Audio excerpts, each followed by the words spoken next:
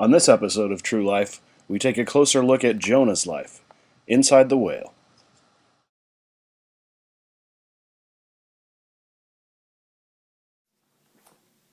I was in that whale for 3 days.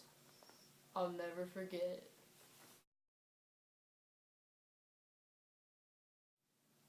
At first, nobody else wanted to throw him, but I did.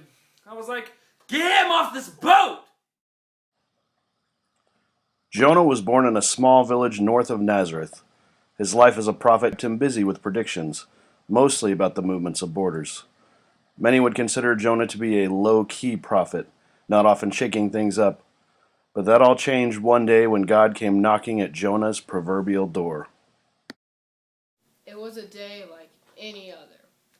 I was about to head down to the village square to do a little prophesying, and BAM! God says, Jonah, I need you to go to Nineveh and tell my people there that if they do not knock off the sinning, I'm going to have to put the whole city in a time out. Big time! I might be paraphrasing there, but that's more or less what God said. Our producers tried to contact God for comment on this matter. No calls have been returned as of the airing of this episode. I was just not feeling the whole tell the sinners what's up thing. So I took off.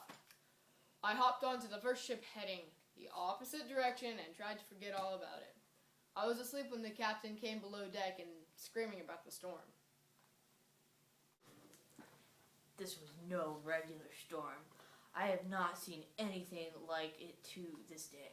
The wind, the waves, the clouds, it seemed like they had faces, angry faces. Every now and then I thought I heard the name Jonah. Creepy. Anyways, the crew knew somebody was being punished, so I dragged old Sleepy Pants and we drew a straw to see who we'd blame. I was pretty sure it was my fault, but hey, you never know, right? Besides, this one sailor kept giving me the evil eye. Most of the crew liked Jonah, and they sure didn't want any innocent blood on their hands. Wanted to make as far as possible, except Steve, that is. He was out to get Jonah from the moment the storm started. I still think he might have fixed that straw draw. Yeah, I cheated. So what? Worked, didn't it? Even after I drew the short straw, the crew didn't want to throw me in. They tossed all sorts of stuff overboard, trying to keep it afloat. It just wasn't enough. I couldn't let this captain and his crew suffer just because of me. And since God was clearly mad, I thought it was best just to let him throw me in. I had to be brave. Lives were at stake, so I told him to throw me overboard. He cried like a little girl. It was my idea to throw him over. Guy was mad at him. Not us. Besides, guy stole my bunk. It was unbelievable. The moment we threw him over, a huge fish, or whale, or sea monster, or something gobbled him up. It was crazy. Then the storm died down and we were all right. Until we got to the port without our cargo, of course.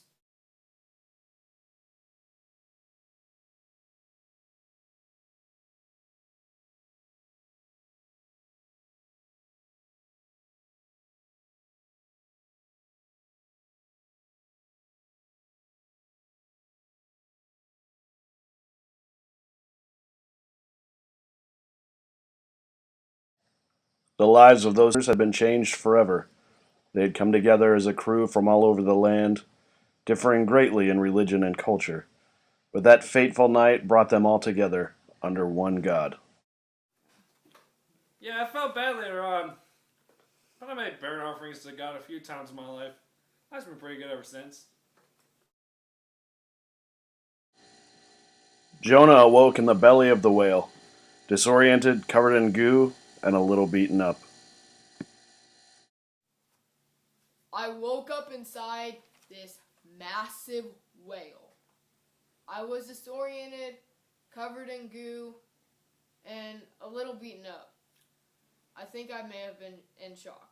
I mean, when they threw me overboard and that beast of a fish or whale or whatever came flying out of the water, I just knew I was a goner. Jonah is not the only one who thought he was dead. Local fisherman Billy tells what he saw from shore. I was fishing that night, and all of a sudden, I see this crazy storm tossing the ship around out at sea. But here's the weird part. The storm was only right where the ship was. It was calm everywhere else. It was like a sleeping camel on my dock, especially. Well, next thing I knew, the crew was throwing a guy overboard. And if that wasn't bad enough, the huge fish came out of nowhere and swallowed the guy whole. I was like, I'm using the wrong bait. It was cold and dark in there, and it smelled terrible. And let me tell you, you have never been so bored in your entire life. It's not like I could play checkers with the whale. Was this the end for Jonah? Anyone watching would certainly have thought so. After the first day in that stinky beast, I realized that God had done all of this for a reason. Maybe I shouldn't have run away in the first place. On the third day, I just started talking to God. Some might call it praying, but when you're speaking on terms like I am, it's called talking. I said, "Hey God, it's me, Jonah. So, I'm in this whale, or whatever this is, in your ocean, and I know that I'm only alive because of you. Do you think that you could let me out?" The next thing I know, this whale is puking me up on shore. Jonah was out of the whale and on dry land. But this story is far from over. Tune in next week as we hear first-hand reports of what happened in Nineveh and Jonah's further struggle with God's calling for him.